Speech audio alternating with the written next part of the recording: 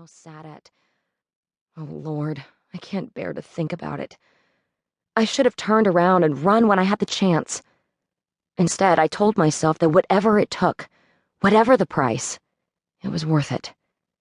If he were the goddamn devil himself, it didn't matter, just as long as he helped me. But that was 3 long weeks ago, and my decision to make a deal with this evil man had bought me nothing more but time to think, mostly about my fears. Fears I now knew inside and out. Fears that pecked away at the flesh of my soul like hell's vultures while I sat in a giant empty loft that no one ever visited, with a phone that never rang, except when he called. The clock on the wall struck 6, the witching hour. My gaze focused on the doorway, and I willed my unsteady nerves not to feel, not to be awestruck by the tall, supremely masculine figure I expected to find. Empty. I glanced down at my wristwatch, then back at the doorway. Where was he? I pulled a sharpened pencil from the holder, the only other thing on my desk aside from the phone and lamp, and began flicking the unused eraser against my palm. 6:01. My pulse accelerated.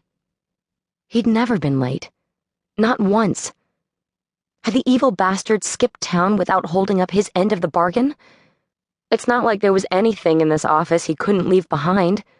2 desks, 2 chairs, and 2 brass lamps. No computers, no mail, no clients. It was unsettling. Son of a bitch, I whispered. We had a deal. I stared at the goddamn door, willing the sharp angles of his cheeks and his square, broad shoulders to darken it. Nothing. I glanced one last time at the clock. 6:02. The phone on my lonely desk rang, jolting me in my chair. Crap. My hand shook as I reached for it. Hello? It is time, Miss Turner. King? No, it's your fucking fairy godmother, Miss Turner, and your wish has been granted. I was speechless. Not because of what he said, but because his voice had such a crippling effect on me. In a million years, I'd never be able to articulate how he so rigidly divided my mind from my body. Hate and desire, my 2 halves sickened by each other. Miss Turner. I opened my mouth, but nothing came out. As usual, Miss Turner, I find myself questioning the value of our arrangement.